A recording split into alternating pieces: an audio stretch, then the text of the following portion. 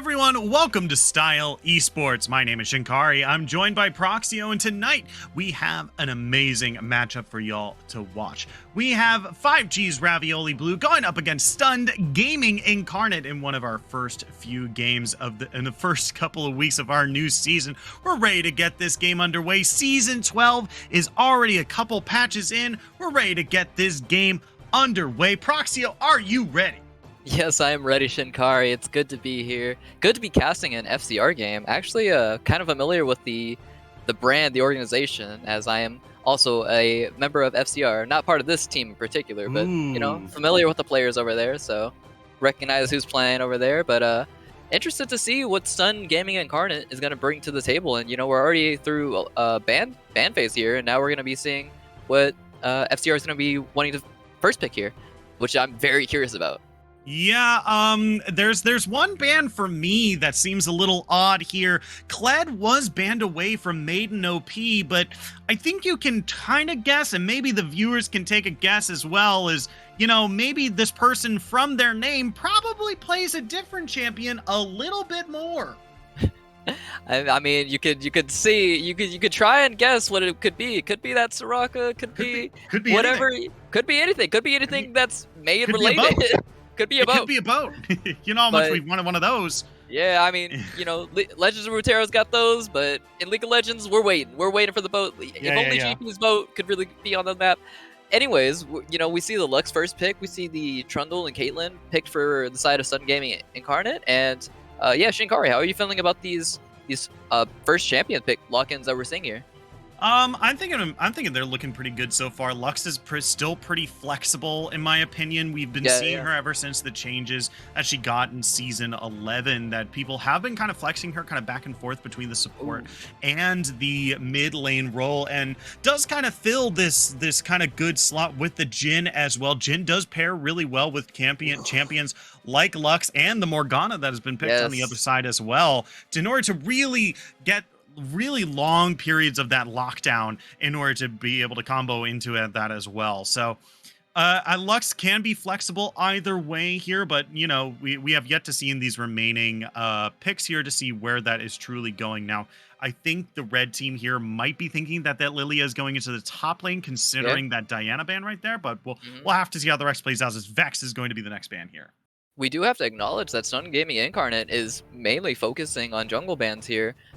We do see the Lilia already being picked out here, and that can be a top lane Lilia, but, we see the Xin Zhao, the Vi, the Diana getting banned out here. 3 junglers for the side of FCR PBG. PBG has been playing a fair amount of junglers, and, I am familiar with what the junglers they do play, so banning out the Xin Zhao, the Vi, and the Diana are good options. So I'm curious to see what PBG will be drafting after that, if we are potentially seeing this Lilia top.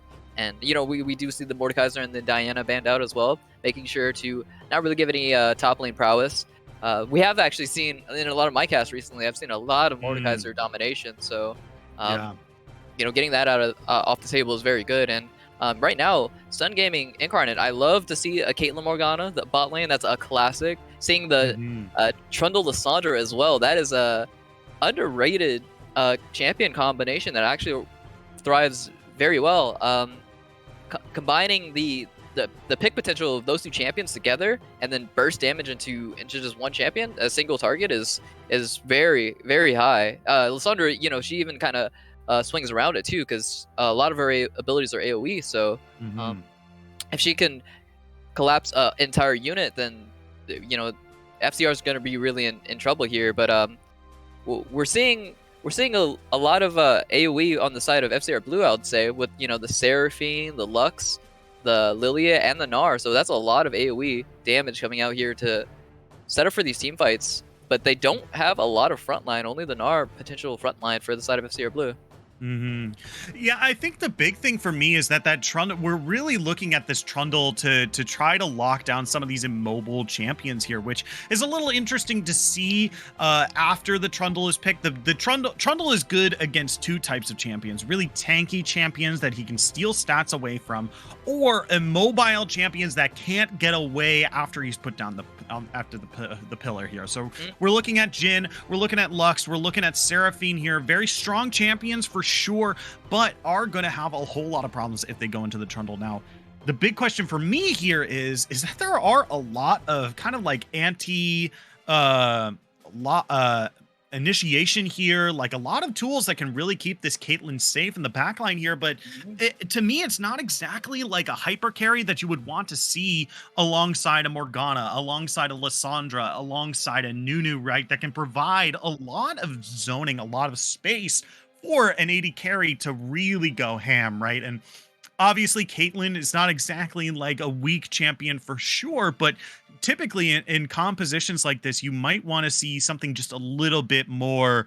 Hey, if we're putting our eggs into the AD carry basket, let's pick an insanely strong AD carry that can pop off here, right? So maybe this is the Caitlyn sauce that I'm missing out on here. And Caitlyn is actually the most broken thing in the game. I think you're going to comment on it, so you can go ahead. Yeah. Yeah, I would have to mention, you actually pointed it out during your speech, was the zoning, the zone potential of these champions. The Tormented Soil from Morgana, the trap setup from Caitlyn, the pillar from Trundle, that is a lot of good zone control. You have to walk through those, and walking through those is not always the best option. We don't see, only dash champion on the side of FCR Blue is Gnar, and, that is a high cooldown ability. There's no other dashes. All these champions have to walk through either a trap potentially if they set it up in a correct scenario, say for a dragon objective, or they already have the priority on that, which can be accomplished fairly well because these champions have very good wave clear. Lissandra is known for her wave clear. She just QEs throughout the wave and goes through it. Something that I also think we should mention is that FCR's composition of champions, where they're going to be going, where they're heading. We see the Gnar going to be going to top. We do see the Lilia going into jungle, so that was confirmed to be a Lilia jungle, and we're going to see a Jhin Seraphine bot lane.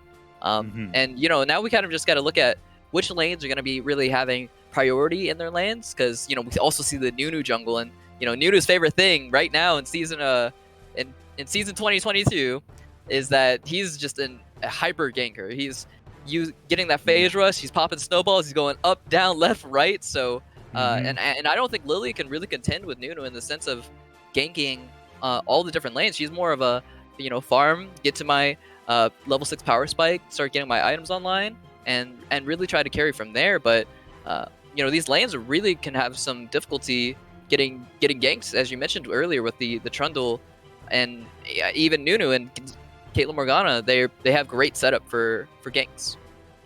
Yeah, for sure. I mean, this is a bunch of lanes that might not have the strongest laners in it, because we're talking about priority here. I think, in my opinion, I think Lux might have just a little bit of an easier time than Lissandra. Lissandra's abilities are pretty low range, right? Her Q is her longest range ability, and even then, like, she's probably going to use it to like kill minions, and Lux can position herself to not really be in like that ending like cone, right? The way Lissandra's Q works, he throws out the Q, and if it lands onto a target, it fans out into a cone. And so Lux is can play pretty far away. That kind of exit cone doesn't really affect Lux too much here. So in that mid lane, right, we're looking at FCR having a little bit more lane dominance in the top half of the map, where if I take a look at the bottom, Seraphine is a champion that doesn't really have as good as an early game as Morgana, right? Morgana has a 1.5 second snare level 1, right? Which can be followed up by Caitlyn traps, which means you're going to be snared for a pretty long time. There's a decent chunk of damage in that bot lane. So if, like you said, Nunu and Willump going to be ganking a whole lot, we're probably going to be seeing a whole lot of action for STN Sol in this bottom half of the map here. Yeah, and that made me think a little bit about the what possible synergy could we see between Jhin Seraphine, because that is not a bot lane I have seen quite often. Or I'm not even sure if you've seen that bot lane quite often, but just a fun idea that I got from it was that the trap setup is actually similar on the side of FCR Blue for having Jhin and Seraphine, because I believe the slow from Jhin trap activates Seraphine's root, or correct. It activates her root. So that's an option. It's not as reliable and consistent as the Caitlyn Morgana famous. That's an infamous duo. They have skins together. And that's a lot of burst damage if those two can lock them down. But Jhin and Seraphine not really like too bursty, more so you know, off of that one combo, I'll say, because you know, Gen 4 shot, that's a whole another ordeal. But yeah, this bot lane, I again, yeah, definitely give it to the favor of Caitlyn Morgana, because Morgana, even if she doesn't have the she has the black shield, even if she doesn't land the binding, she still has the black shield to defend from that combo. So you know, we'll have to see how FCR plays out this bot lane, and if just the red side can just win out this matchup and really show what the strength of Kate Morgana in the bot lane. Yeah, and that's really what I'm going to be looking for as well, like how this bot lane is going to play, because Morgana has, like you said, that black shield, really, really important for playing against this Seraphine Jhin. A lot of that CC and a lot of that magic damage is going to be nullified thanks to Morgana. Now, it's not going to be as much as maybe we'd like it to be, and maybe for Pokemon as well, probably not as much as they'd like, right? Because they're definitely going to be looking to max that Q first and maybe the E second.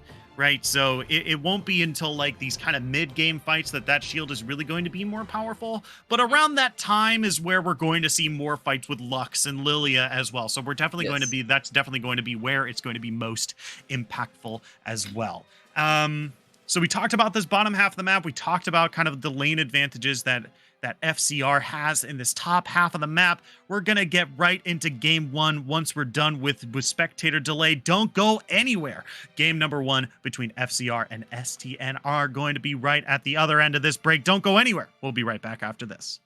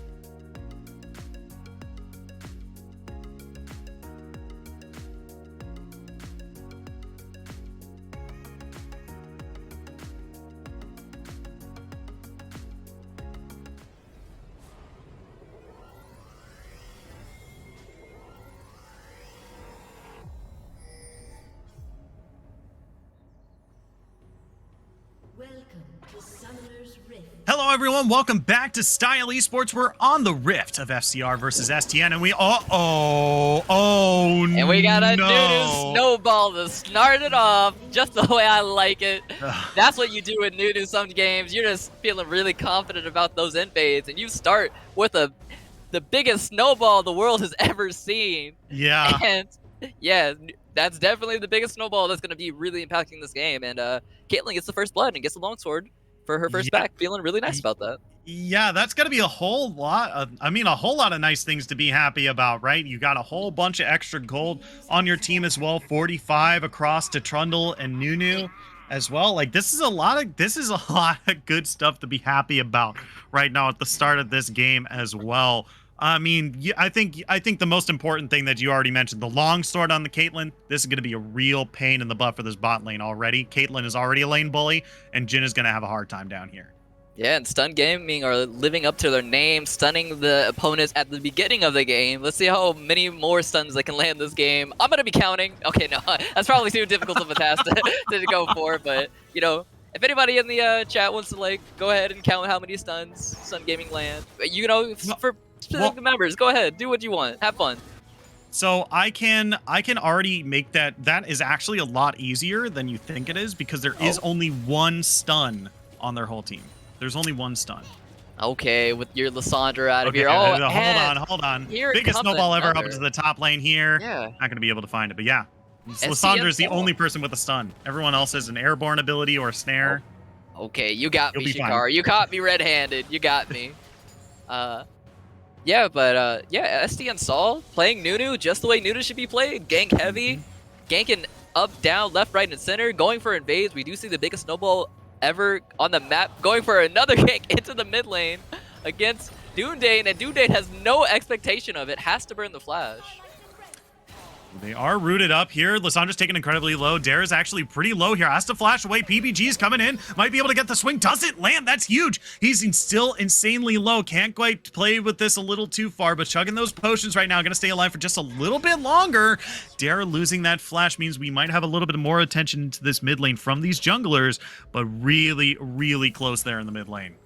Yeah, again, loving to see Nunu, how the way they're playing, even forcing Lilia off of her farm. She wants to just try to get ahead and just keep farming up all these jungle camps, but hopefully PPG can recognize that Nunu has only taken one camp this game, red buff, and could potentially go for an invade and take away some camps, but we'll have to see if PPG recognizes it, does go to the Gromp, and doesn't. You could head to those Raptor camps. Lilia is you know, notorious for taking Raptor camps. We've seen it at Worlds, we've seen it at many different areas where Lilia's been played, and she's very good for it. And you know, actually taking a look at the spot lane, doesn't look like it's going to, you know, haven't seen a dark binding into a Yordle Snaptrap in the bot lane yet, so looks like it's going pretty alright for the side of FCR.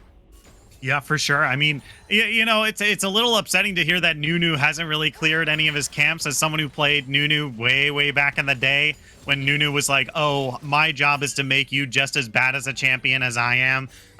So... yeah, so now, might have some action in the mid lane here. Looking to, okay, the biggest snowball ever does get interrupted, rooted into, taking incredibly low, gonna go down here. Dunedane's now looking for a little bit more. Dara's now the target. That DOT is taken, but I don't think they have enough gas left in the tank to follow up onto the Lissandra here. So just a 1 for 0 in the mid lane, but a pretty good pickup onto the Nunu. Spent their flash as well.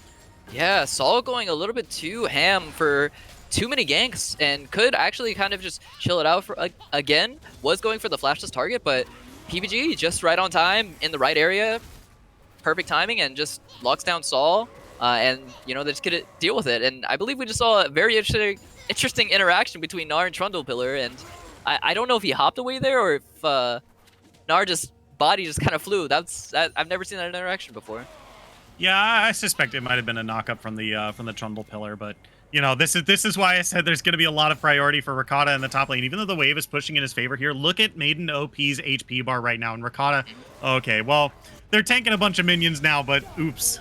All right, here we go. For the Cole in the top side, but we do see the Black Shield getting the Nunu to try to get the biggest snowball ever, but it did run out of time there, so it does fade out, and couldn't actually get the gank off, and, you know, FDR bot lane's just sitting pretty, you know, again. Every time that Nunu's going for these ganks and Lily's getting a little bit more farm, it's kind of going more so more so towards the side of FCR in a way. With Nunu Yeah. not getting a successful gank off, it's, he's running out of time. There's 3 traps in the bot lane, and Jin does land a stun off of one of them. Yeah, Lilia is here to party. Let's see. There's going to be the Brew coming across from the Glacial Augment as well. Nunu's coming down as well, throwing down the disco ball, looking for a little bit more party action, but not going to be able to find up anymore. The lights are on. It's closing time. Everyone leave.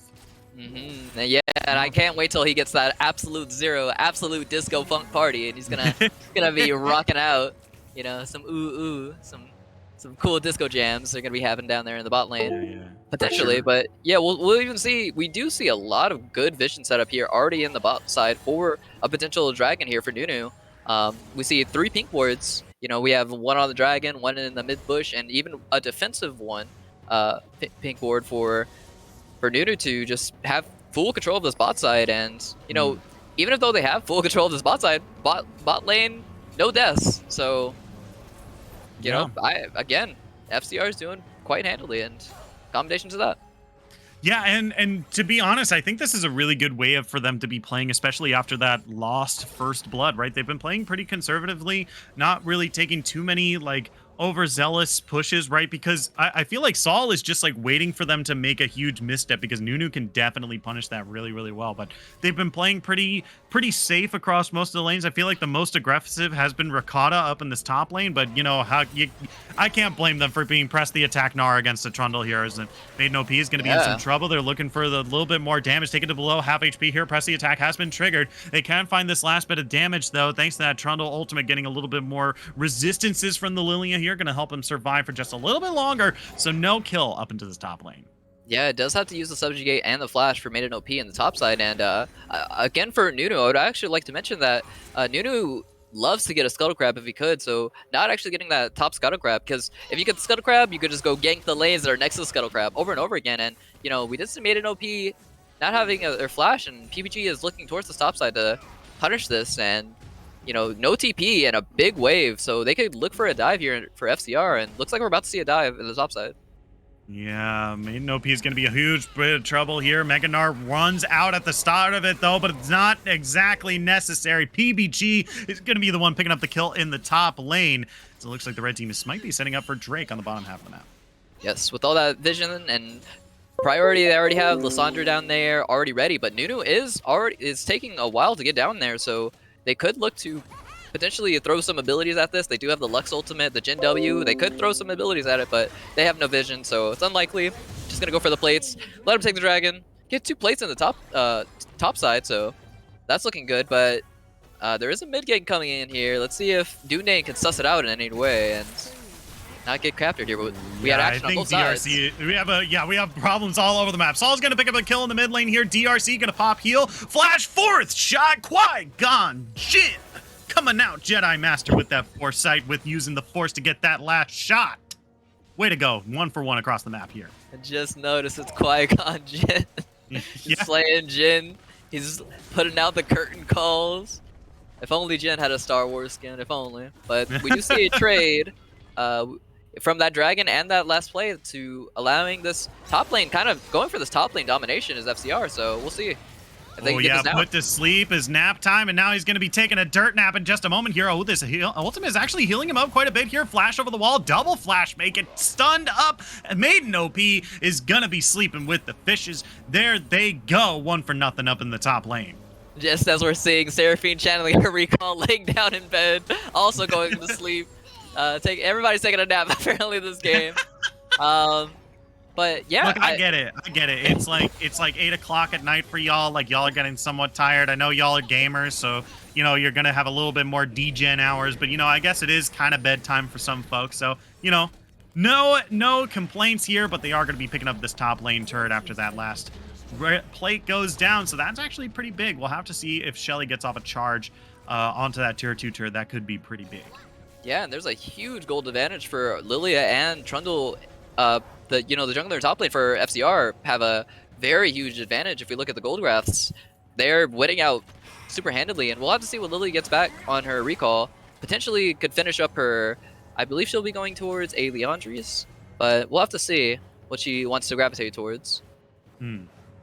And yeah, I think FCR is just doing a good job of trying to win out this early game, and you know they survived the Nunu ganks, and you know now they're just trying to coast along and do what they can to get more victories here. But we do see a catch up from mid. There's the Kate.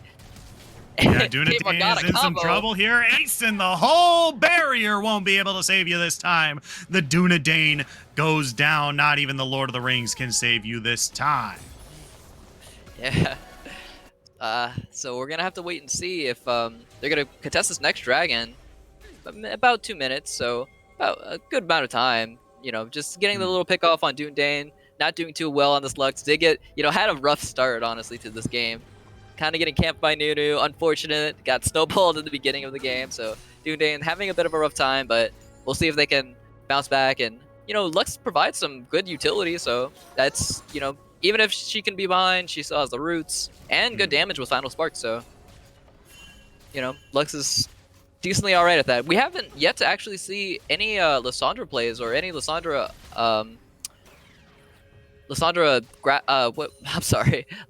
Frozen Tombs. So yeah, so I'm waiting still to see. 0 stuns for stunned gaming. Yeah, they got one knockup, I guess you could say, from Nunu Snowball, but actually that's not a stun. That is making you airborne. Oh my god. I'm sorry. Okay. It's all right. I accept you. Sometimes you just gotta actually for the meme. It's okay. Actually. Do you know where a mansplainer gets his water from? Where? Tell me. From a well, actually. I don't get it. All right. Yeah, a mansplainer gets it from a well, actually. Our producer understands very well. I'm gonna be up in the dark, but it's okay. Don't worry. It's all good. Well, actually, that joke is, you know, a lot of people get that joke a little bit more than they would normally, you know. I guess you would need an IQ of over 5,000 in order to get that joke, you know. So don't even worry about it. I mean, you know.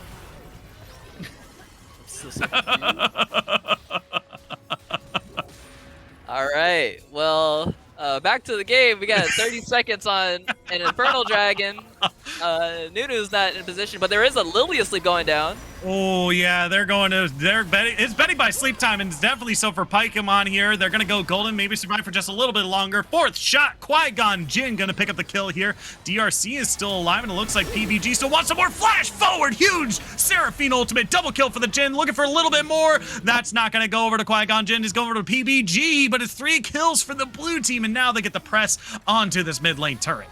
Yeah, and FCR Blue, you know, we were making a little bit of jokes. They're putting little people to sleep, and you know, you wake up with a gun in your face, and that's no way to wake up. You don't want to wake up with a bullet with your name on it. And Qui-Gon Jinn is looking really good on this Jinn, this 3-0-1 Jinn coming out here and trying to make some really good plays happening. We did like to see that play off of Sable, the flash forward encore. So yeah, FCR Blue taking a really huge advantage of this game, and we have yet to really see Saul and Dare show themselves in this game. So Stun Nebula Gaming could show a little bit more of themselves in this game. Lissandra could, you know, look for the picks or look for the plays, and you know, every time they're looking for a play, you know, it's kind of just lackluster. It's nothing to be too excited about. So hopefully Sun Gaming Nebula can up their antes of play and, you know, check the map and play a little bit better here. Yeah, so we do see the Chemtech Drake, the new Drake for season 2022, along the Hex Tech Drake as well. So now we're going to be seeing a whole bunch of Chem. I believe it was, what do they say? They call it was Chem Smoke or Bio Smoke? Chem Fog, yeah. So the Chem Fog is going to be those big circular areas around the red and blue buffs as well. And if someone gets a Dragon Soul, we're going to be some zombies are going to be flinging around the map too. So a bunch of really interesting stuff are going to be going on to this rift thanks to this Chemtech Dragon. And Disco Zombie Nunu could come back in a big way this game, and it'd be fun to see it. But Nunu has to get these priority over these dragons. They are even in terms of dragons, so the scaling isn't really there unless this game goes really late. But we'll have to wait and see if you know, this game's gonna go to that late. But you know, with the advantage that FCR Blue currently has, they could look to. They already have the top side turret. They're trying to siege mid over here, and you know, I do like the vision from Sun Nebula trying to get priority over this top side right now, looking for this this potential Rift Herald play with Nunu and that, but on the other side, mid lane. Oh no. DRC having to flash outside the curtain call here. That means that curtain call is going to be down for quite a bit here. Pokemon is going to take a bit of damage, but it does mean that, you know, that's a pretty big summoner spell on a pretty important player for the red team here. Not having that flash on an AD carry is really, really big, so watch for that next team fight. DRC is going to be in a bit of trouble here as bot lane is being taken and Rift Scuttle has been taken with the top lane. Just tosses him away, but there's a pillar behind him, and Maiden OP's got this lethal tempo kind of going crazy, but here's his team. Ooh, yeah, that's going to be rooted up, put to sleep. Now he's taking a dirt nap 6 feet under. That's going to be Trundle going down in the bottom lane as the red team tries to recoup a bunch of losses happening across the map, as now the tier 2 in the bot lane is being taken by the blue team right now. Yeah, unfortunately couldn't punish the Jhin on the opposite side with, you know, the big side CC combo, so no real trade for the side of Sun Game Nebula, and FCR wins out another trade. They get that bottom turret, they get the Trundle, and let's see what else they can get. Dragon's bout in 2 minutes, and you know, Lux and Lissandra are having a good time in the top side, just farming waves against each other. Not a lot of action on the top side, but yeah, just we'll have to wait and see where this Herald is going to be dropped from Sun Gaming Nebula, if they want to set up this Herald before the Dragon, or what they would like to do. And yeah, just interested to see what's going to happen in this game.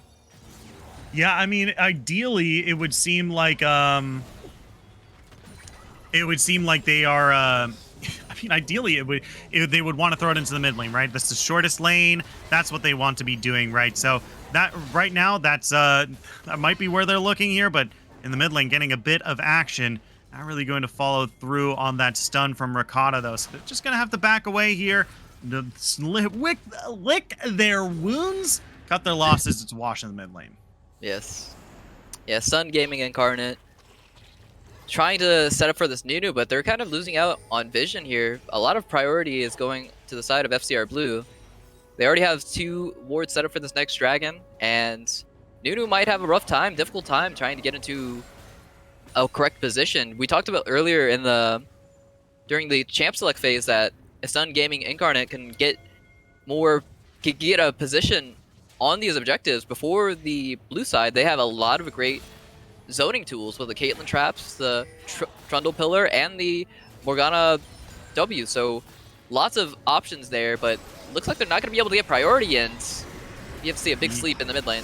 Yeah, and this is a real big start to the team fight as well. PBG is taken incredibly low, but Saul is taken even lower here. Has to run for their life, and the first person to go down is the Morgana here. DRC is trying to kite for their life, but remember, they don't have flash, so they're going to go down next. Caitlyn is the next to fall. Now they're looking for Maiden OP. The Dare is finally in the fight here. There's a decent chunk of burst damage there. Might be able to find a kill in return. They're trying to turn this around the best they can. Maiden OP is still in the fight, but has to run through 3 members here looking for the kill, and the PBG can't quite find it. The tunnel vision OP. Dare is going to come across. Ace for the Lux. Absolutely huge. They're going down right towards the Chemtech Baron right now. Objective bounties are up for the red team now, but that was a pretty devastating team fight for the blue team. Ricotta is popping off on this Gnar. I love to see the way that Gnar was playing. He was stunning the Trundle. He was getting a lot of just CC and damage out from this Gnar in his Mega form, and you know, it does take the headshot there, but does go to Mega, so it doesn't get taken down by the headshot, that ace in the hole, and they get the mid turret, they pick up the Chem Dragon, and you know, FCR's feeling really good about this game. We did see STN Dare come in from the flank with Lissandra, getting the kill on the Qui-Gon Jinn, so getting a good shutdown, and we'll have to see if STN Dare can look for more picks like that and try to knock down this FCR group and not really give them too many advantage, but they're already really ahead, and we do see the Cole finish off for Ricotta, and now they have the Wits in as well, and you know, a lot of magic damage on the side of STN, so it's looking rough and tough for the side of STN the further this game progresses. Yeah, I agree. I mean, this game started out pretty good for them as well, looked pretty promising as well, but you know, we didn't see any sort of like major plays in the bot lane. We saw a bunch of, I don't want to say greedy, because I feel like that's what Nunu's supposed to be doing in the early game, but like, you know, he went pretty long without a full clear, and you know, Lilia was able to eventually catch up, and now Ricotta in a bit of trouble here maybe? No, they're going to be able to back away, but yeah. priority into the top lane, repeated ganks, was able to, and some more full clears from Lilia was able to get her ahead of the Nunu, and it didn't seem like the first blood for DRC didn't really even come into play. No, yeah. I wanted to mention like how that last fight started off. It was, I believe they were trying to look for an engage in the mid lane, and then they got picked off by a Lily Asleep into a Seraphine Encore. So they got put to sleep, they got charmed, and I was mentioning again, STN has a better way of setting up for objectives with their zone power. They can zone off a side of the map, a portion off a side of the map, and make it completely theirs with all these traps and etc. But we do see a gank here in the top side. The pillar into the snowball. Yeah, that's going to help Ricotta get locked down here, but the Gnar is going to throw them back into the wall here. They're going to be able to get that objective bounty in the middle of this fight here, but I don't think it's going to be enough, as now more and more of the Red members are going down here. Pokemon looking for a little bit more, not going to get slowed down, but PBG is still looking for a little bit more here. They're on the chase, they're on the hunt. The Rock is going to slow them down. That's a huge chunk of damage. Ace in the hole comes across, not going to be able to find the kill on Gnar. That's going to put her to sleep. That's going to put him to death, dominating PBG. Is going to be able to pick up the kill this time. They're going to walk away really safe, especially after that was STN who was trying to engage that fight. Yeah, made an OP and Sol setting up the combo to make sure that biggest snowball ever lands, but who are you landing it on? That is not a mini Gnar no more. That's a mega Gnar, and his drill is piercing the heavens right now. Yeah. And they're looking towards the Baron, so FCR is looking really solid in this game. They're getting all the objectives, they're getting all the picks, and SCN, Sun Gaming Incarnate is really suffering, and we do see a pick on the bot side, but Dune does have the barrier, and looks like they're going to be A-okay with this bottom play. Ooh, yeah, the final spark comes across, but it's not going to be able to find the damage onto Dare here. I mean, I think the biggest thing for me is I really haven't seen Lissandra. I feel like STN hasn't really gotten a team fight where they're able to play with Lissandra, right? And I feel like a lot of times when you pick a team comp that utilizes a champion that's supposed to like lock down like one champion so that you can all follow up onto them, like a Malzahar as well. It seems weird to not have them involved in any of the playmaking that you're making across the map. Like Dare being in the bot lane to grab that objective, sure, great, but they didn't have teleports, so if they played any other play, it didn't seem like they were able to follow up on it. So now, yeah, and we're just saying Qui-Gon Jinn open up and just try to get a little bit of poke with this Jinn, and DRC misclicking a button there and pops the Gale Force, unfortunately, and is getting in a weird position trying to get out of this jungle, but gets sniped away by Dundane, landing the binding and taking this Caitlyn down, who just looks really honestly tilted, is kind of what I'm saying from the side of Sun they're Nebula. looking for a little bit more. Ricotta might be in some trouble here. Taking incredibly low. The shutdown is going to be onto Lissandra here, but look at the rest of the blue team here. They're all on top of this mid lane turret here, and Pokemon is trying to defend by themselves. Nunu's going to show up, but it's going to be a little bit late to the party. And yeah, it's not really going to help out here as that mid lane turret goes down. And now this inhibitor might fall as well. Maiden OP is coming in from the side. Yeah, not going to be able to grab that. Inhibitor goes down, and that's a real big pickup for the blue squad here now with this Baron buff. Yeah, looking really good for the side of FCR Blue. They did lose the Gnar, they did lose Ricotta, so a shutdown has been granted. But yeah, again, Seraphine 0014, huge part of the game so far. So yeah, really liking the way that Seraphine has been able to play.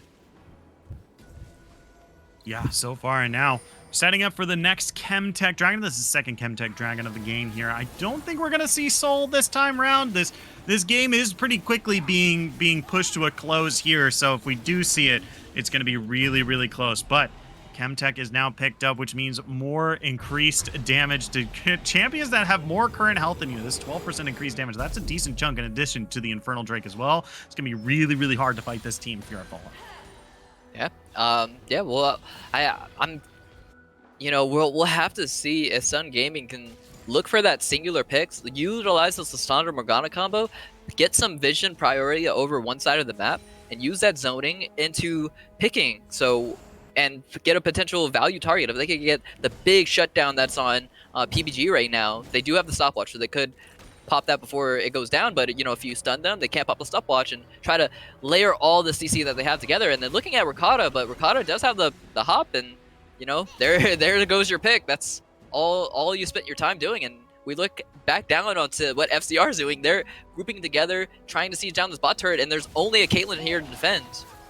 Yeah, Caitlyn does have some pretty good wave clear, but not enough to stop 4 members. Rooted up, curtain call, final spark. They threw the whole kitchen sink at Caitlyn, and they're going to be able to pick up the kill here. Pokemon has responded. The rest of the red team is backing as well, but I don't think they're going to be here in time. Dare is here, goes in. That's going to be throwing down the tomb on a Qui-Gon Jinn here. Might be able to find that last bit of damage. Not going to be able to do it this time. They're looking for the damage on the Dare. The dot is ticking. Can they find a little bit more? Saul is now engaged, but he's charmed up, taken below half HP, goes slowly down, but Nunu is going to be Nunu more, as now PBG is looking for something underneath the turret here. They're trying to get that last bit of damage. They go Golden Maiden OP now has to back away, but they're ensnared at the tip of that skill shot. The 4 members of the blue team here. Let's see. It looks like they're just escaping now, maybe looking to join up with Gnar on this top half of the map, but now it is looking like a dire situation for the red squad here. Yeah, and we don't see FCR hesitate. They do not hesitate. When they get the pick, they're going to throw everything they got at you. And that's kind of what this composition is built for. They're utilizing the Seraphine into the Lux, into the Jhin pick, and then Lilia and Gnar just go for it off of whatever you get picked. Whatever gets binded is going down, and we're seeing that. But we're seeing Ricotta go a little bit too deep underneath that turret, and no assistance for him. But we're going to see another engage, and, you know, Dare, unfortunately, can be the only one to go in to try to get some damage off onto Qui-Gon Jinn, but had no follow-up, so could have been a potential pick, but, you know, it's only Dare that's in that last fight, but, you know, they lose all 2 inhibitors, their inhibitor turrets. They only have 2 turrets remaining, and this is going to look like it's going to be a closed-out game here, soon enough, with a minute on Baron and 2 minutes on Kim Dragon, so should be a closed-out game and potentially a win for FCR. Yeah, well, we'll have to see. We'll have to see. Obviously, we still have game 2 to go through, but yeah, this is looking like a pretty shut and closed match so far. I think the next objective that's going to be fought over is this Baron, and if the blue team are able to get it, there's probably Knights out for STN in game number 1 here. So we'll have to see. Obviously, I mean, they're really far ahead already. They have a lot of their best items already finished. Like, there's a lot of things here for the blue team that are very, very good. That's going to be really hard for the red team to get a hold of here. Now, Trundle does have teleport, and Lissandra does as well. So if they wanted them to split push and maybe get some gold here and there, maybe on another side of the map, that should be fine. But, you know, this is the last team fight. It's do or die at this time. I mean, you can't be late with a teleport here. Yeah, and yeah, we'll just see Maiden OP is trying to clear out the side lane, and, you know, they do have a lot of pick on the side of FCR. 1 Lux binding, or Pokemon taking extreme amounts of damage. They even have the sleeps as well, so they're looking for the pick, and looks like they're going for it. That's what FCR has been playing this game as, and they actually do not get a kill, but very low on the side of STN. So Sun Gaming is really suffering. Yeah, they might be able to get a pick on the Ricotta here, but they're going to slam Trundle into the wall here. Going to get a huge shield. They're still not dead just quite yet, and Ricotta's going to live through it. And now they're pressing onto the rest of the team here. This is the team fight that they're looking for. They can win the game off of this. DRC is running for their life now. Flashes over the wall. They're looking for a little bit more here, but can't quite find it. The bowling ball doesn't land, but Ricotta still wants more. There comes the binding and the trap of Pokemon. I don't think you wanted to stop that back. And now they have to recoup their losses, get back immediately into this base. They're down 2, and now have to defend a 5v3 onto their Nexus.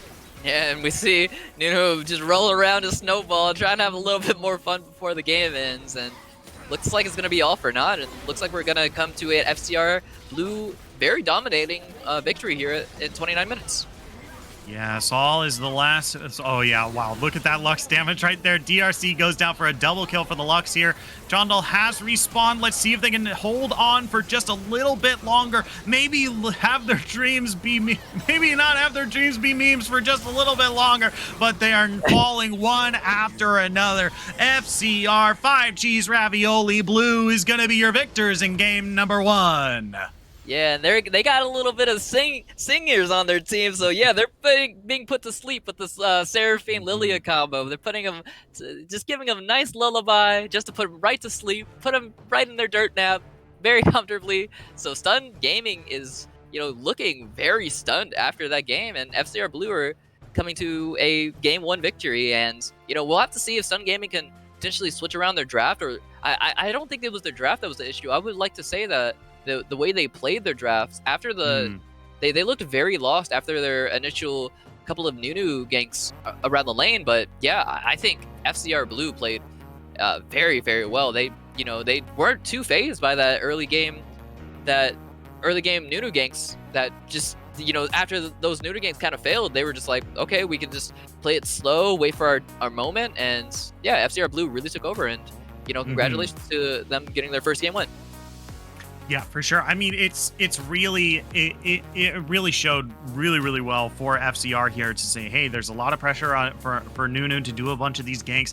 Let's play safe, not do anything super greedy early on. We're gonna throw attention up into this top lane, right? And they did that really well. And you know, they were able to kind of withstand the onslaught of those early Nunu ganks, the Caitlyn bullying early, and they were just like, okay, we got it mid game. Let's go. And then they ended the game pretty quickly as well. But we are going to take a quick break. And when we come back, we're going to be in picks and bans of game number 2 of Stunned Gaming versus 5G's Ravioli Blue. Don't go anywhere. We'll be right back after this.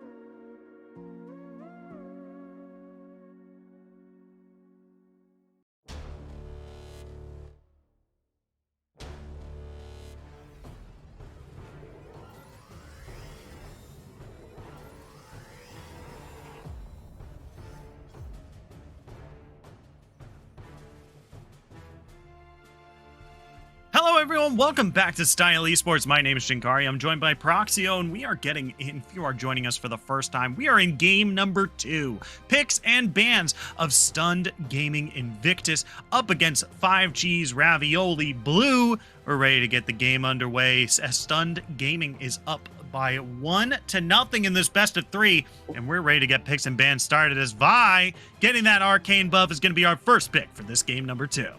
I do believe it was FCR Blue that won that last game. It's all right. We all make mistakes. Correct. That's correct.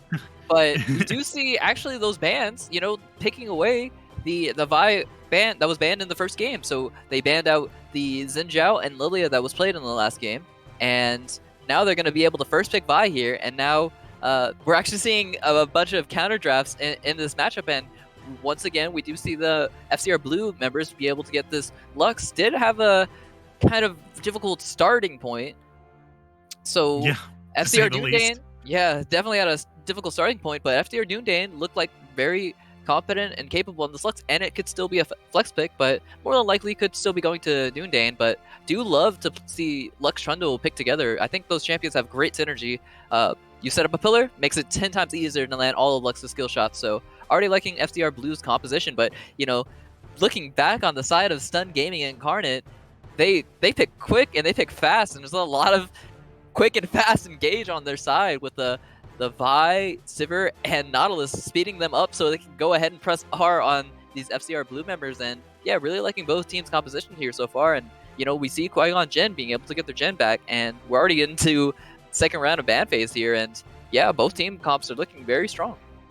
Yeah, I was going to say that this is a really good team comp for what Stunned Gaming was doing in the previous game, right? This is a great game for Morgana. This is a great game for Lissandra right now in terms of picks of what we already see. This is exactly the team comp that you want, a character that just has a lockdown for one target instantaneously on their ultimate, right? That's really good for Vi. It's really good for Nautilus. It's going to really help out your teammates. And, maybe this is the support Lux into Lissandra, or maybe a Malzahar in the mid lane, but, it could be anything at this point, as we said before. It could even be a boat.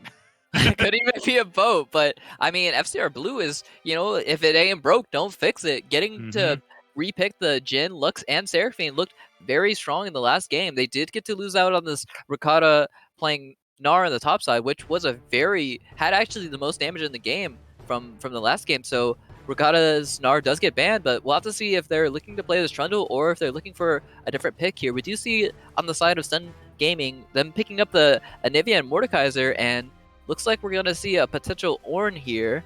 I'd like to talk about Mordekaiser, and I've seen a lot of good domination for Mordekaiser, and how do you mentioned earlier about Diana or Lissandra or Lissandra or Morgana fitting really well into Stun Gaming's composition, but they looked at Anivia and Mordekaiser as the options to extenuate their pick prowess, which I think Anivia and Mordekaiser do have some good examples of pick in their kits. Yeah, Anivia to me is a little awkward just because she doesn't have as much mobility or with regards to movement speed or with regards to dashes, that it's going to be really hard to sometimes follow up on engagements from Nautilus and Vi, which Sivir is going to have to be a little bit more liberal with how she's using her ultimate, right? The on the hunt is going to be necessary for making sure Anivia and Mordekaiser can follow up on these engagements from Nautilus and Vi, because they're both pretty long range. And if Anivia and Mordekaiser want to be in range for these fights, want to be impactful, they have to make sure that Sivir is ready to go with this ultimate, right? And that's really what I'm going to be looking for as we get into the mid game, as we get into the late game team fights as well. Nautilus and Vi, really good at engaging, but when you have an initiator, what is there to follow up, right? If you have a strong initiator, where is the rest of your team once you initiate, right? That's the questions we need to ask. And, we have a bit of an answer. It's just whether or not Stunned Gaming is going to follow up, because I think we talked about it before. The draft wasn't the problem from the previous game, like you said. It was just a problem of executing on the ideas of the team composition. Yes, and we should look towards FCR Blue and the way they have executed their composition from the previous game. I wonder if this ease of execution for Sun Gaming, Vi point and click, Nautilus point and click, ease of execution could be the determining factors for FCR Blue. Can they? You can't counterplay a point and click. You can. Yeah. You could just run away from it. You could dread it, but it's gonna come for you.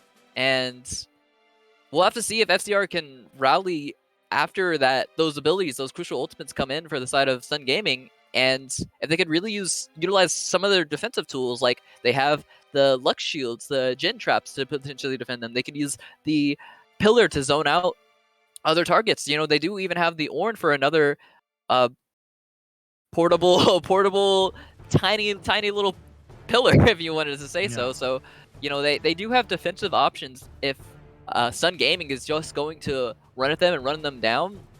We'll have to see if FCR Blue can utilize their defensive options that they have on their team to an effective measure and not really get run down, or they could even potentially just go on the aggressive and on the offensive. And we'll see if Sun Gaming can if they lose their matchups, that's where Sun Gaming is going to really suffer, because we saw that in the previous games. Top lane really lost very hard. The Gnar into Trundle was just dominating it, but Ornn against Mordekaiser, we'll have to see if Mordekaiser can show up into this game. Ulti a priority target, and yeah, if Sun Gaming can utilize their comp in a easier to execute manner than the previous game. Yeah, for sure. I mean, this is definitely going to be a much easier to execute composition, right? Like it's really hard. I don't want to say really hard to mess up, because that seems a little demeaning, but it is really easy to execute on like a depth charge, and really a lot easier to follow up on it as well. For sure. And I think you were right about FCR. It's just like if they can kind of like play defensive during more so micro in terms of like during the team fights, then yeah, you're right. This is going to be something that they can turn around, because I think everyone is in agreement that skill shots are easier to land when someone is walking at you than when someone is walking away from you, right? So, and there's a lot of very good skill shots that FCR has available to them that can stop and engage, right? We have Lux, we have Seraphine, and Jhin to a degree as well. Not as much as Seraphine and Lux, but there's definitely a lot of like, hey, stop, stop what you're doing. Just, we don't want to deal with that anymore. And so this is mostly the same composition as before. It's just now I think this is a team composition that's more suited for an engage comp like this. They just have to be careful, right? Because even though they do have tools in their kits to survive an onslaught, they do have a lot of squishy members on their team. And it's really going to be on kind of Seraphine to make sure that she's playing safe and around her other teammates, so that this damage, when it comes out, can be survived and they can turn it around. Yeah, and again, the setup from the Ornn and Trundle is there as well. Once Ornn gets online, once Ornn gets called the Forge God, that's another very easy way to set up for all these crucial skill shots to hit. And they could just potentially even run forward with the Encore on their backs, cheering on the Trundle, cheering on the Ornn to just go forward and put their pillars down and set up for a huge wipe of Encore, as both teams are going to be either in kind of like a line formation, and that's beautiful setup for Ornn and Seraphine. And we'll have to see if Sun Gaming can try to position themselves accordingly to that line and not walk down that line and walk into the Seraphine Ornn ulti, because those are really scary ultis to have in a team fight. For sure.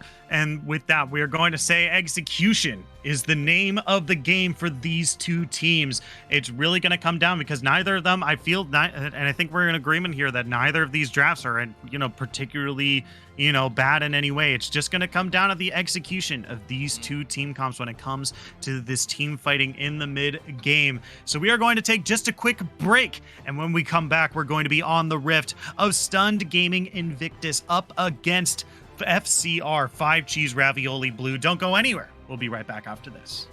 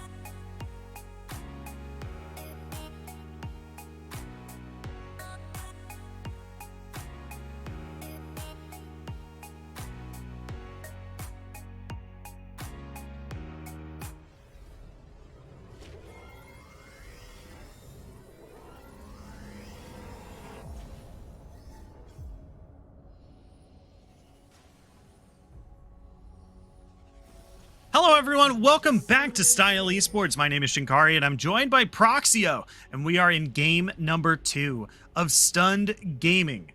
I knew we rehearsed this. It's not Invictus, it's Incarnate. It's Incarnate. Yeah, there we go, we got it. Ooh, let's go, Shinkari. You know, we kept saying the wrong one over and over again, and then I got lost on what the real one was, even though our producer in the chat with us is like, it's Incarnate.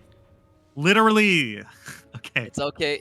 Stunned Gaming Incarnate is up against 5G's Ravioli Blue. Game number 2. We're on the Rift. No level 1 this time. Proxio, you ready? Yes, I am ready, Shinkari. Sometimes you do got to get lost in the sauce to find yourself. So, yeah, you know, you really found yourself, and I'm proud of you for that. Yeah, I am a meatball. You're a meatball in a big bowl of spaghetti soup, so, or whatever soup you like, spaghetti's not even a soup, but anyway, we're into this game. I was gonna say, but yeah, you know what? We're in it. We're getting a red start here. We're getting mirrored starts for the junglers here, so they might meet up in that top side for that scuttle. Might be a good fight for Vi to pick up on, but who knows? Both these junglers are pretty good early game. Seeing the Cosmic Lux this game, or not Cosmic, we saw a Cosmic last game, and now we're seeing the Disco. I forget the actual name of that skin. Disco Dancer Lux. I don't remember the exact name of that skin, but she looks like the PS1 game. It's the PS1 game. It's that one PS1 game Lux skin. Meanwhile, Sable's taking a whole bunch of burst damage here. Has to run for their life here. Throws a bit of poke damage to try to get away, but Sable has to start chugging some potions if they want to stay in this lane any longer. Space Channel 5. I got you, Shinkari. I know exactly what you're talking about. Yeah. Talking about the same thing, but look at this ease of execution down here in the bot lane. Qui-Gon Jinn. Yeah, Qui-Gon Jinn is in some trouble here. That 4th shot movement speed is going to save their life. Ignite is ticking. Qui-Gon Jinn is going to live to save the day, but once again, they're going to have to start chugging some potions if they want to stay in this lane. Yeah, and I'm already liking the way Sun Gaming Incarnate is playing this one out and, getting some early picks and trying to really get this aggression going on down here in this bot lane. And we see a top lane invade. The Mordekai's are having priority, and we'll see if Trundle is going to be phased by this at all, but looks like Maiden OP is just walking around with their jungler, unfortunately not able to get anything done, but still some action down here on the bot side. Yeah, it's nothing but a bloodbath down here, but a really, really good play by the blue squad here to get a little bit more vision onto Trundle. I'm surprised they didn't go a little bit deeper and try to get that red buff and steal it away from him, but I think they grabbed the Raptor camp, but I think it should be fine. I thought it was a little weird that they didn't commit a little bit more, especially since they had some prio in the mid lane as well. Yeah, but with Maiden going into that jungle, now he's lost priority over his lane, and Trundle's up here. Yeah, here comes Trundle in from the side. The hand is not going to be able to save you this time. Flash away, again, flashing forward, going to get that post-mitigation shield, but not going to be able to save you this time. First blood goes over to FCR PBG. Look at that Freljord synergy. You got a little bit of ice, you got a little bit of fire in the Freljord, setting up the pillar. It's a easier object, honestly, for Ornn to hit with his head slam, and can actually utilize that against Maiden OP, and really like the Freljord synergy they have on the top side, and worked out really well for them. So first blood getting over to PBG, and PBG had a very dominant game. I actually believe no deaths, unless they died at the end of the game to the fountain. But yeah, PBG is playing an excellent Lilia game into a Trundle game. So yeah, PBG having a great time and gonna get a back off here soon and start to activate this Predator and really get these ganks going. Yeah, for sure. I mean, the big thing for me in the top lane, this is actually like a really kind of minuscule thing, but both Trundle and Ornn have the ability to make impassable terrain. Yes. So there is a situation in which Mordekaiser could be trying to escape, the way every top laner does, right? By moving themselves in a diagonal towards the wall, right? And then moving downwards along the wall. But he could end up being just trapped by an Ornn pillar or a Trundle pillar, but might be trapped right here. That's going to be a Trundle pillar coming up, and it's not going to be able to head smash into this. The hand comes across, going to be able to save him for a little bit longer, but the HP bar is just way too low. FCR Rakata is going to be the one picking up the kill on a Maiden OP in the top lane this time.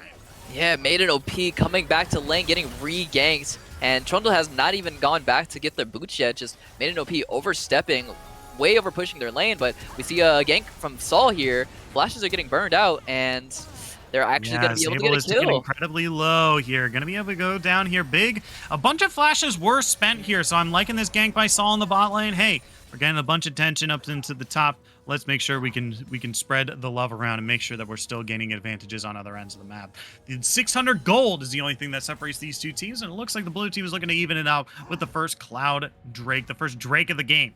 Is going over to the blue squad. Yeah, and we'll have to see if they potentially could contest it with low health bars and low mana bars, and it doesn't look like Trundle's going to be aware of them going for this dragon. Does have the boots, the Predator boots, to get into that area and fight for it, but looks like they're just going to give this up, and could have been capitalized on, but, you know, sometimes you don't get every capitalization that you want to get, but is looking around, does find them. Yeah, he might be in some trouble here. Pokemon does not have any mana here. Walked forward to not get the snare. Is going to hook onto the Trundle pillar and is going to go down. Lux is going to be the one picking up the kill with Final Spark there. They're now on the hunt a little bit, but Maiden OP is having a scuffle of themselves in the top lane here. Ornhorn's coming across. They're looking to fight a little bit more. Going to be knocked into the air, but goes underneath turret, and that's huge. The post-mitigation shield comes in clutch, and STN, Maiden OP, finally gets the revenge kill onto the Forge God in the top lane. And oh no, it's happening again. We're seeing another QSS first item bot against Mordekaiser. I can't believe it happening yet again. Ricotta, it's not worth it. You don't need the QSS. He's not gonna ult you all the time. It's, you know, he does steal your stats. I can understand that. Ornn is a very statty Forge God, so I can understand getting out with the QSS, and the magic resist is beneficial, but there are better items than buying an early QSS. I do not like that option from Ricotta, and, you know, was winning the late phase until they bought the QSS and got a death. So you know, yeah. I'll just say the caster's right about this one, but you see another gank in the mid lane. Yeah, looks like they're looking for Dare here. He might be in some trouble here. Dare's going to be in a little bit of trouble. Taken to a below half HP. Does have that egg available if the rest of the blue team can come to answer this. The stun is good. They're looking for a little bit more. The red team is coming up to pincer move onto the Anivia here. Yeah, they're going to be turned into an egg. They're going to be turned into an omelet, as that's going to be FCR Qui-Gon Jinn picking up the kill on the Dare. Yeah, and an entire assist money for the rest of FCR to pick up. So nice little bit of gold to 4 members of FCR, and, you know, that's got to feel good. To, you know, every little gold advantage has mattered in this game, and, you know, items are coming in very well here. We only see Vi with the plated steel caps, and Kata getting snatched out of the head charge. So, you know, looks like Maiden OP could still come back in this top side, and looks like they're looking to do something more on the top side, but DRC is getting ran down here in the bot side, but is severe. Can just pop the heal, pop the spell shield, just try to run away, not have anything happen. But yeah, we did see Pokemon rotate to the top side, and Saul was up there, but no Herald, no top play, and yeah, FCR is still doing pretty decently in this game. Yeah, it feels odd that they would devote so many members up into the top lane and not at least get the Rift Herald here. But now, Ricotta is going to be in some trouble here. Going to use that head charge, try to get away. There is going to be the, oh, I think that's cease and desist now. And Ricotta is going to go down to Maiden OP. Yes, we saw Ricotta try to use QSS out of the Vi cease and desist, but it does not work that way. And this QSS is, again, looking like a very not experienced item on this Ornn. It's you know, maybe not the best place to be testing the QSS against cease and desist, but you know, well, it's the item that's been purchased, and Ricotta has got to deal with it and try to come back in a meaningful way. And, you know, just, you know, they had to get ganks earlier in the top side. PBG is still relatively well fed, and you know, I think Sun Gaming actually got a really good advantage off that. They got the Herald, they got a top kill, and Saul and Maiden OP are doing good. Maiden OP had a pretty huge early deficit, so they're doing really good. And we're seeing a lot of poke down here from DRC with this lethality severe in this bot lane with this Tear of the Goddess just launching Qs back and forth non-stop. So yeah, lots of boomerangs coming out. Essence Reaver and Muramana is just an item you can just build in this game. I mean, it won't be as good on Sivir, but we're looking for more lethality items here. Maybe we'll even see the Maybe we'll even see the excuse me, the Prowler's Claw build, which just gives you more lethality. As Ricotta once again fighting Mordekaiser up in the top lane here. Here comes the Ornhorn looking for a little bit more. That's going to be Saul coming across, knocked into the air. They're now brittle, so they need to run away here. Saul did pick up the Rift Herald. Looks like they're just going to be dropping it up in this top lane. Ornn having a whole lot of trouble up on this top side here. Yeah, and we're going to have to see if Ornn's been utilizing their Summer Spellbook they've taken for this game, and, you know, looking like they need some help in this game, but Dune is here to offer some assistance, and they're going for the gank onto Maiden OP. Does pop the QSS early, unfortunately, so Mordekaiser could take him to the Realm of Death, but it is on cooldown, and they get the shutdown onto topside, and it's a good kill for Dune, and Dune's having a much nicer game than game one, and getting a lot of the cleanup Lux laser kills. Yeah, I mean, that was real good. I believe you said it right. I think, I'm not even sure if Death Realm was even used. The Realm of Death was even used in that fight there. I think Maiden OP just either couldn't find a good target for it or just like didn't know. It was on CD. It was. Okay. So yeah, it was a real tough time for them there. 3 members up in the top lane, going to be able to get some gold and a little bit of safety for Ricotta here. But now FCR looking to punish this jungle take right here. Paikamon they are looking for Vi right here. She's going to dash over the wall though.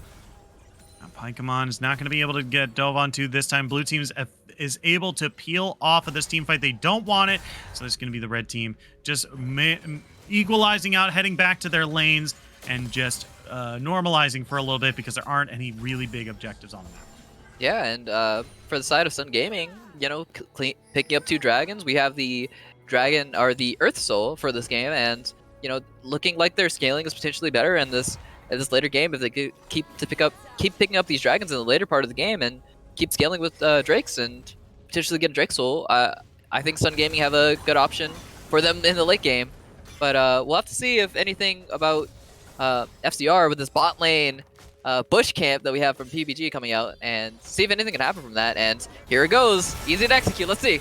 Yeah, there's the depth charge, there's the hook as well, but Sable's doing such a good job of kiting backwards here. Going to use that movement speed in order to really get away here. Saul taking 1 shot, 2, 3, 4. Not going to take anyone down. That's going to be the cease and desist coming down to PBG here. Going to be taken down. Qui-Gon Jinn looking for the last bit of damage. That's the 4th shot coming across, but not going to landing onto the right targets. There is going to be the bouncing grenade, but still no one on the blue team goes down yet. Qui-Gon Jinn on full HP, but can't quite follow up onto these low health blue team members, so it's a 1-for-0 down in the bot lane in favor of Stun Gaming.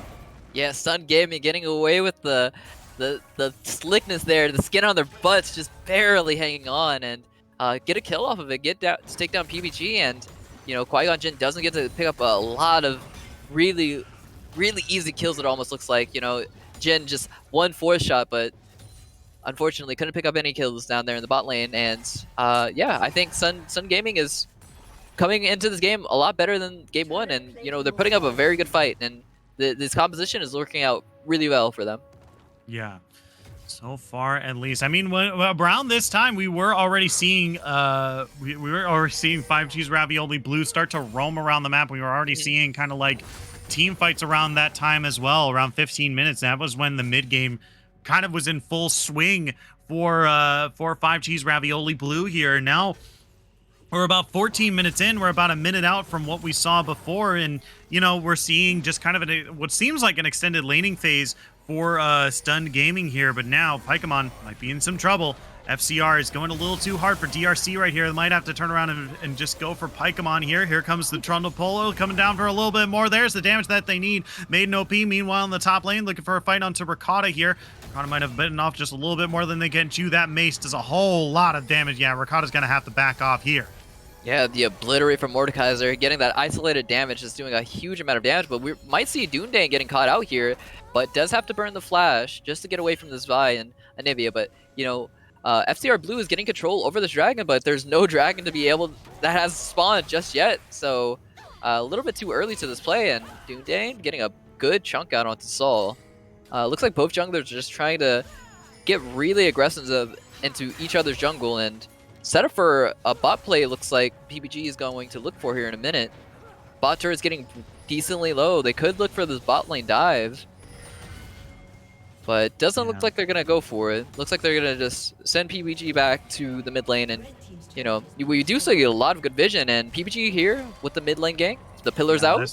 The pillar comes down. They're looking for a little bit more. Dare is going to throw out a whole bunch of damage onto Dunedain here. That's going to be the Ornhorn coming across, throwing down the big ram onto Orn's sister here, but not going to be able to get anything just quite yet. They're just backing away, and they're not going to be able to find any kills in the mid lane just yet. Yeah, and Dare played that very well. Almost on the cusp of killing Lux on the tail end of that play, dodging out the Ornn ultimate as well. So Dare playing very well on the Sinivia, and much better than the Lissandra that we see in the last game. So, you know, got an affinity for ice, and Dare's making it look real icy clean right now. And getting a kill on the Lux, big shutdown actually. And they're going to have control over this Rift Herald, and looks like Sun Nebula is playing a very good game. They have control with the Nautilus here as well, so if anybody looks for any types of picks, then it's all good. But Qui-Gon Jinn recognizing that they're all out of lane and trying to make an aggressive move, but forces the On the Hunt out of the DRC, and no play will really come of this. Yeah, I mean that was a trade you take every day of the week, right? Qui-Gon Jinn, all he had to do was use that Gale Force, and then one day. Sorry, I got distracted. Well, that Gale Force was all it took to get that ultimate out, and the Spell Shield is now down as well for a little bit longer here. They're trying to contest. Teleport was used for this Earthdrake right here, so we are going to see a fight in just a little bit. We're down to about 2,000 HP on the Drake right now. It's going to be secured by the red team here, and Ivy is going to zone them off from coming in anymore after that, so let's go. They're out of here. And yeah, that kind of puts a halt on Sun Gaming Incarnate getting more Drakes in this game, and you know, slows it down a considerable amount. And looks like we're gonna see the game pace, you know, take that lilting lullaby that we saw from last game and just really slow down here.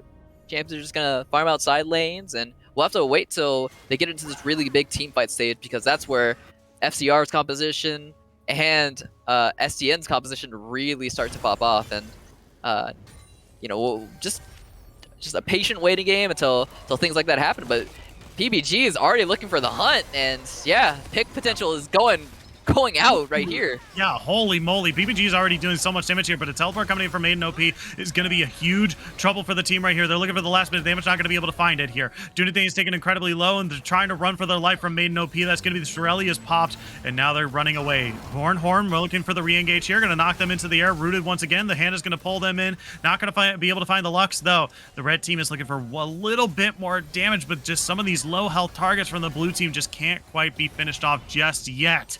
And now it looks like they're just going to have to defend from a push on the blue team on this mid lane turret. Yeah, and how unfortunate.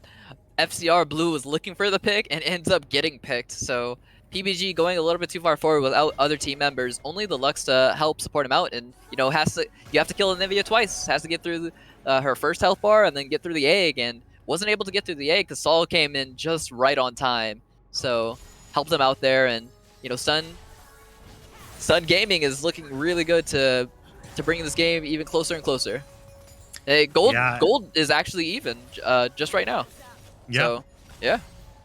I mean, it's looking pretty good right now. The blue team is also dropping the Rift Herald in the bot lane, which I think is fine at this stage. It was about to wear out anyway, and there's a lot of wave clear right in the mid right now, so they can't exactly get those turrets for easy. So Dunedain can do their best to defend against Shelly, but I think this bot lane turret is probably going down. Oh, never mind.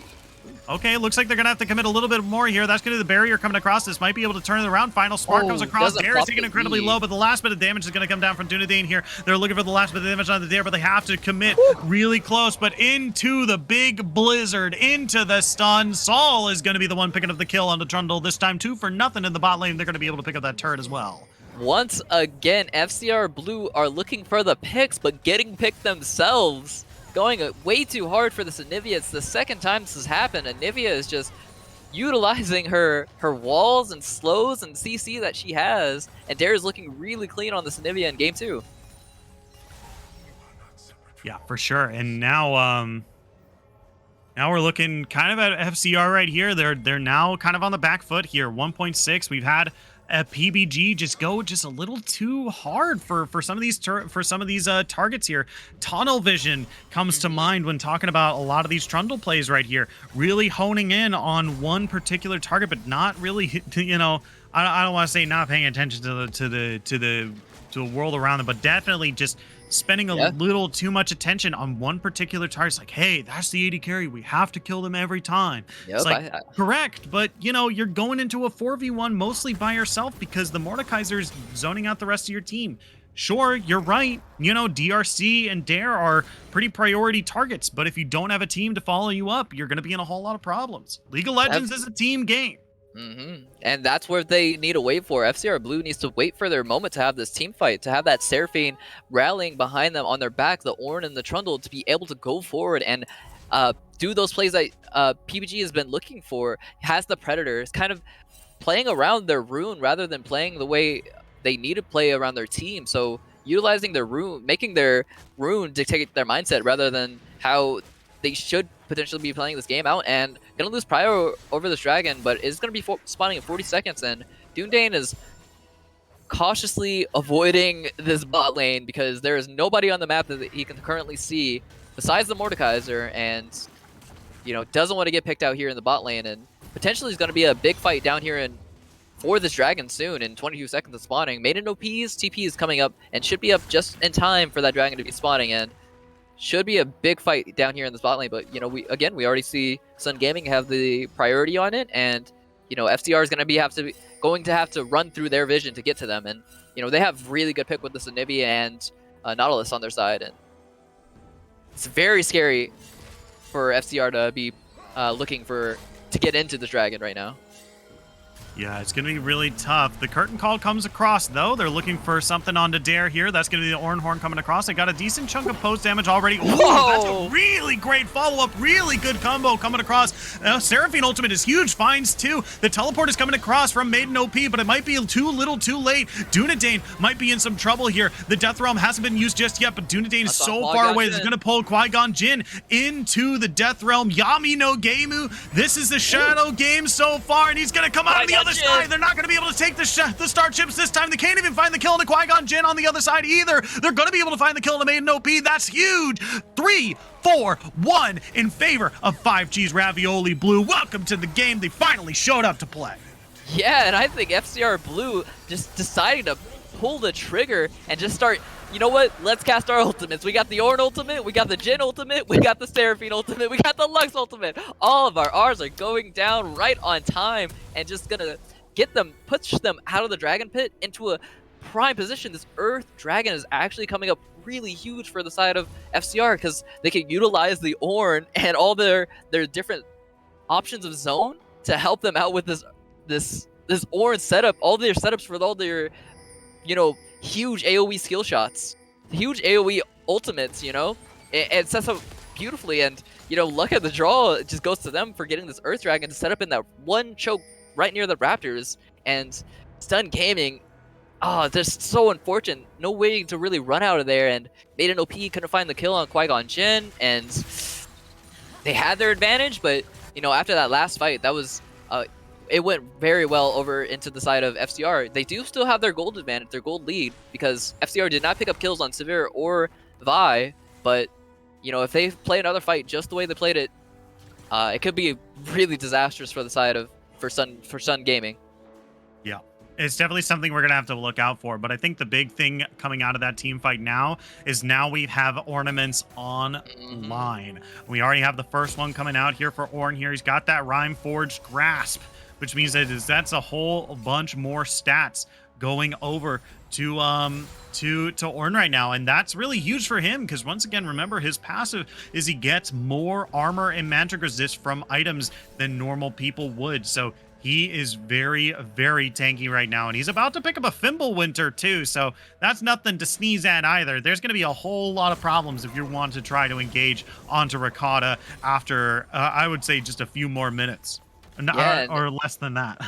And an interesting thing I'm noting about this matchup is you just mentioned all those stats that the Ornn upgrades will be giving, but I know somebody on the enemy team that could steal away those stats for Stun Gaming, and that's Mordekaiser. You know, getting the bonus off of Ornn upgrades onto potentially whatever target he's going to aim after, that could be a really huge boon for the side of Maiden OP for Sun Gaming to get that shut down. If Sun Gaming, if Maiden OP can take down whoever has an Ornn upgrade, that's gonna be a huge boon for Mordekaiser and the whole fight. If that's the case, so we'll have to see if Maiden OP can really look at the perfect scenario. You know, he does. This is where the QSS does come into play for the Ornn, because Maiden OP did go for the ultimate against Ornn. You know, has the QSS, gets out of it.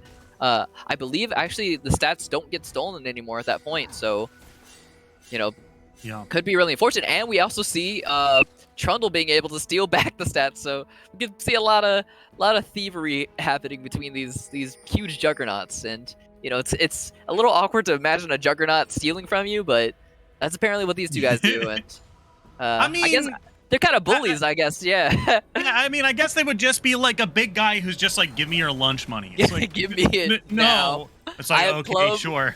I have club, I have mace, give me. Yeah. Give me, I'm like, he's like 2 feet taller than you, give me your lunch money. Okay. Okay. You know. Yeah. Mordekaiser's like canonically like 9 or 10 feet tall, isn't he? Yeah, sure. Like that is a like, giant walking. He's like really big. It's a thing of metal. It's not. There's no man in there. I feel like in terms of his lore, that at one point there was. There now was. He's just now he's just like a very angry ghost that haunts Noxus or whatever. Yes. I just don't know if he's like 10 feet. I'm gonna have to have chat. Chat, this is your mission for the next like maybe like minute and a half. I need you to double check Mordekaiser's like canonical height, because I think it's like he's like really big. He's a big boy. He's a big They made boy. him really big in that in the music video. Oh yeah, with, with yeah. Emo and all that. Yeah. Oh no, with the one recently. The more recent one. Yeah. Yeah. They made him huge. Yeah. Yeah, they were like playing a concert on his shoulders. Apparently, Mordekaiser could just grow even bigger if he wants to. So him big. If he ghosts, you know, why can't you just do what you want to do? So yeah. That's what Mordekaiser's gonna do. And you know, we are seeing the game slow down here and looking like it's gonna be another huge Drake fight. But you know, again, we see that one spot of Earth Dragon. You see that one rock right there, and how good of a clutch spot that can be for the side of FCR. And if they can get them in that perfect spot again, where Mountain Dragon is on their side helping them out, then you know, FCR is in a really good position, and looks like everybody's setting up for it. And it's gonna be another huge play coming up here in just about 5 seconds. Yeah, like you said, Stunned Gaming has to watch these choke points here. That's going to be really big for FCR PBG to shut down as well. And he's looking like he's already going in right here. That's going to be the snare coming across. Huge ultimate onto Pokemon here. Ornhorn comes across. Not going to be able to find that last bit of damage on the Hunt. Comes across, but now here comes the pincer movement from the blue team right here. Vi is looking for some squishy targets. Can't quite find it just yet for that cease and desist. But PBG is looking to try to maybe flash over the wall here. Doesn't land it. That's actually gigantic. Going to go down here. Ricotta is now in the middle of a 1v3 here. He's going to go down as well. Stun Gaming is now looking to close this out, this game, or excuse me, this fight rather, and they're going to be able to turn it around, pick up that kill. But now Jin looking for something here. Ooh, that's a lot of damage here. Dare is going to go golden. He's going to dodge. Fourth shot is going to turn them into an egg, but they've lost the Drake now. Can they find this last bit of damage that they're looking for here? No, they cannot. So Dare is going to respawn from that egg. They're going to be able to put themselves on soul point, and they're going to win themselves the team fight as well. Yeah, and FCR Blue utilizing their ults all onto one singular target, when it's nicer to have their ults kind of, you know, hit multiple. They kind of are targeted. You know, Severe gets the benefit of having a spell shield, because if she was getting hit by that earlier just onslaught of damage, the Ornn ulti, Lux ulti, and just onslaught of damage coming at her, she would have gone down too with the Nautilus. But you know, even Nautilus actually survives, and Severe barely takes any damage from that fight, and they have to get that pincer for FCR Blue, and they just didn't get it. So utilizing their ultis kind of too chaotically, honestly, not putting them right where they needed them to be. So FCR Blue loses the fight, loses the dragon, and now Sun Gaming is looking really good, and you know, they have potential priority over this Baron and can look to make picks, as their composition likes to do with this Vi and Nautilus. So, you know, outlasting the ultimates from FCR Blue seems to be what Sun Gaming's plan is, and they're doing a really good job of like not separating and grouping into those cataclysmic ultis. So, good on Sun Gaming for spreading out their composition. Yeah, and a lot of tools were used pretty early on into that fight in order to try to secure the kill onto Paikamon there, and not having Ornhorn for when the full team showed up was pretty huge. And then I think another thing that happened is that Sable wasn't able to get off a bigger Seraphine ultimate, right? It went to Dare, but Dare immediately went golden there. So there's a bunch of things that didn't exactly go into 5G Ravioli Blues favor in that last team fight, but I don't think I'm going to count them out of the game just yet, because they do have a champion that scales pretty well in Jin and Lux, and they also have an Ornn as well. These ornaments are nothing to sneeze at. They still have a late game if they're still looking to fight, because we're 30 minutes in. It's definitely late game time now. Yeah, and I think we're about to see 2 ornaments come in right now. Some Ornn upgrades for Jin and potentially Lux or Trundle, whoever Ricotta can reach right now. Actually gonna upgrade. Oh, well, just canceled just now, but we'll see what the next ornament upgrade comes in to be. But yeah, late game scaling is on the side of FCR, but Dragon scaling is on the side of Sun Gaming. So if they can get this last Dragon upgrade to get the Dragon Soul, the Earth Soul will be very crucial to having a shield to survive through all that damage, that burst damage that comes through for the side of FCR. So that could be what could be really impactful. And yeah, it looks like they've upgraded Jin and Trundle for the side of FCR, but we're seeing a start from Sun Gaming onto this Baron.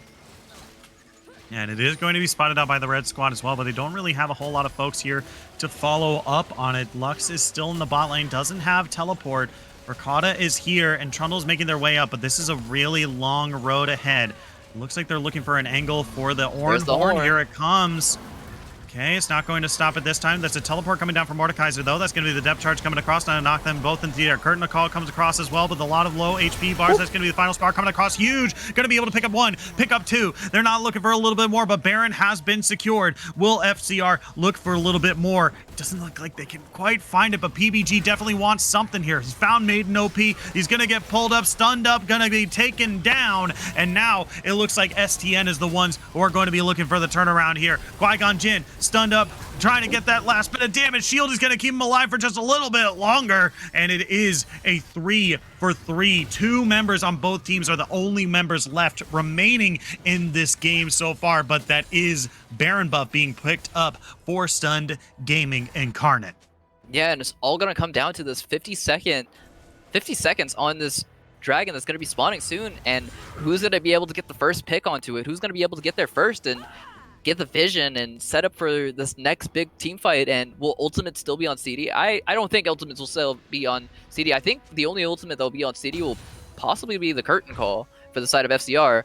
But yeah, it looks like a bunch of ultis and potentially the Realm of Death for Maiden OP. But Maiden OP is still getting some time to split push. Doesn't have the TP up, can't get to this Dragon, but they do have to deal with him because Maiden OP does have the Baron buff. So it's a fight on 2 fronts. They're gonna give up this Dragon and try to deal with Maiden OP, and looks like that's the decision FCR is gonna make here. Yeah, that's a whole lot of resources already used for Maiden OP here. They're going to be able to find the shutdown, which is a decent chunk of gold, but they might be giving up.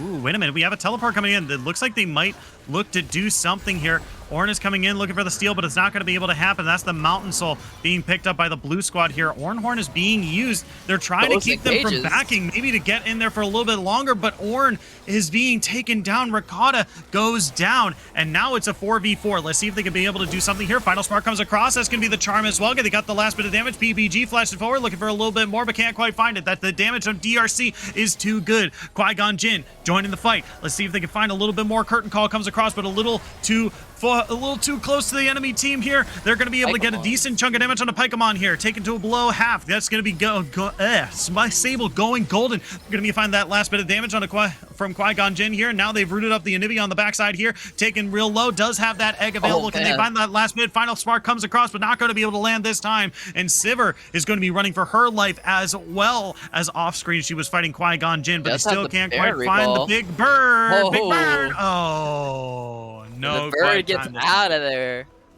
Yeah, a very back and forth fight, but STN does come out with at least getting the Dragon for the troubles. Ricotta going in very deep there, goes in for a huge engage, tries to make a play happen, and we see a lot of just different close calls, a lot of just execution. What as we talked about in the earlier part of the game, it's both teams are trying to execute against each other, and eventually, who's gonna chop off whose heads first? And looks like Stun Gaming is really, really trying to sharpen their axe and get something done, but FCR keeps just putting them on a little bit of a back foot.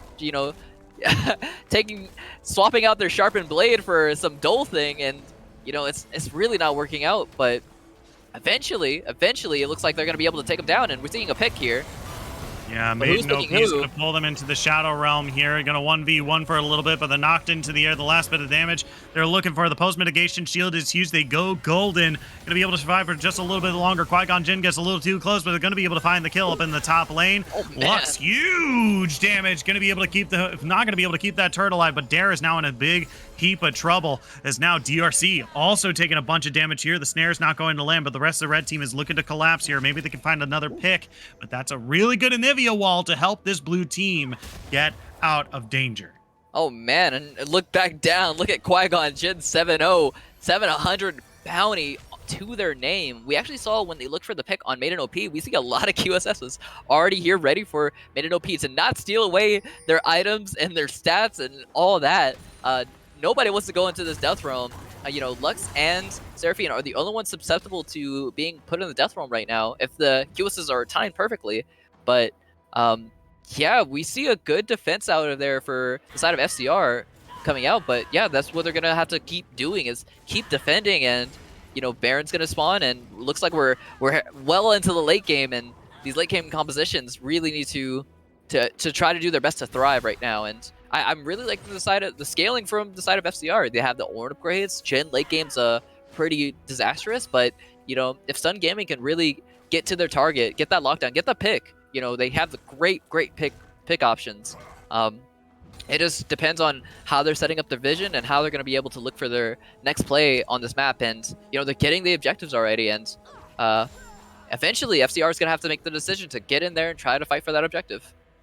Yeah, and I'm mostly going to be looking at Dunedain right now because they have so much magic penetration right now. That's how they're doing so much of this damage right now. It's really onto Dunedain and Qui-Gon Jinn from these really long range kind of poke style champions to really deal as much damage as they can to allow PBG to kind of do these tunnel vision kind of plays and finish off these champions here. But we really have to watch how this front line is going to engage some of these fights right here. That's going to be a Trundle Pillar coming across here. They're going to be able to find a charm on it too. Ornhorn comes across. Final Spark comes across as well, and only one has gone down. Teleport coming down from Maiden OP is looking for the backside of the red team right now. Double kill for the Trundle so far, and now they're looking for the Mordekaiser. He's tanking up a whole lot. Pulled them into the shadow, not pulled into the Shadow Realm just yet, but that's going to be going golden. They're rooted up. They're knocked into the air once more. Can they find the last bit of damage? Absolutely. Qui-Gon Jinn comes out huge, still full HP. Dare looking for the next. The dash from the Gale Force is going to get them a little bit closer. They're turned into an egg. Make that a hard-boiled egg, as that's going to be Anivia going down. Now they got a chance to get some gold back thanks to these objective bounties. They're going to get some gold into their pocket. They're going to grab the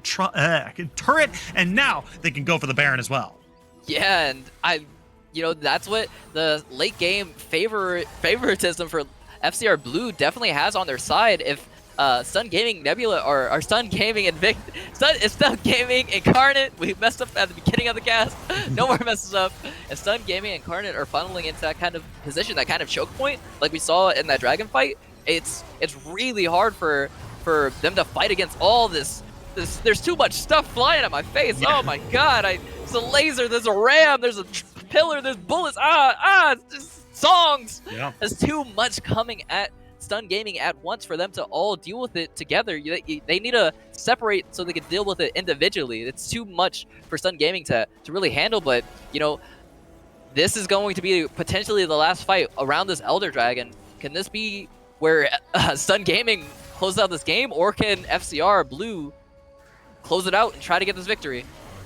Yeah, they do have all their abilities available to them. There's the Oran Horn coming across, but Trundle's already taken a huge chunk of damage. Never mind, Qui-Gon Jinn has already found a kill for the red team right here. It's all on the Jinn's back right now. Can he get this last bit of damage that they need? Another blue team member goes down. Qui-Gon Jinn getting that good spacing. Look at that damage he can do. DRC's the next and only champion left. Qui-Gon Jinn, look at this fourth shot. There's the root. There's the last bit of, whoa, 1,186 damage. Yeah, okay. Qui-Gon Jinn coming out huge in these last team fights, and now they're picking up the Elder Drake to boot.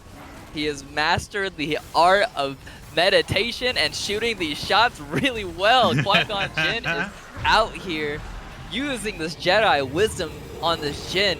12-0-7 popping off. But the game's not over just yet. They do get the Elder Dragon, but now they're going to have to fight to try to close this out. And, you know, we do see Stun Gaming on the back foot, had a very early lead, but they're on the back foot now, and Sivir's having a very difficult time dealing with the Ornn in these fights. She can't DPS him all the way down because her build's only lethality. She has just that initial burst, and then Ornn's like, okay, what else are you gonna hit me with? Look how huge this Ram God is right now. He is sitting pretty and happy, and you know, they have these Cataclysm ults coming out potentially again to close out the game, especially here with the Elder Dragon. Yeah, final spark comes across, and now they have less HP to work with as two members are executed by the Elder Drake buff. That is gigantic. These death timers are close to a minute long. Dare is not going to be up for another 50 seconds, and now that's another root. That's another knockup. Maiden OP goes golden, but it might have smelled their own death. They pulled them into the Shadow Realm here, looking for the last bit of damage, maybe onto Lux, but they can't quite find it. The Elder Drake is way too good. FCR, they came into this game, they fell behind, they stood strong to their late game dream, and here they are knocking on the Nexus doors. All members of Stunned Gaming Incarnate are down, and now FCR Blue comes out on top in game number 2. Yeah, FCR Blue with a perfect game for Jin, playing game 1 very, very well, but into game 2, you know, did have a little bit of a disadvantage, but gets to come back with the late game ornaments and the late game scaling of Jin and Lux. So, you know, Stun Gaming having that really good advantage, but wasn't able to close it out, wasn't able to find those right picks, did get to their Elemental Soul buff, but getting the game to that late of a point was too beneficial for the side of SCR, and, you know, they just made one mistake on a couple of edges of you know, terrain, and, you know, just they close it out. FCR Blue gets the 2-game 2-0 victory over Stun Gaming Incarnate, and, you know, they're sitting pretty, and Toondane is sitting on a whole lot of damage on this Lux. Yeah, for sure. I mean, that's a real great note to cap it off on. That was a really good series here by FCR. GG's to both teams, but at the end of the day, there can only be one victor, and tonight it is FCR 5 Cheese Ravioli Blue. GG's to both teams. Congrats to FCR Blue. From myself, the entire live broadcast crew, thank you all so much for tuning into Style Esports this evening. If you haven't already, press that follow button.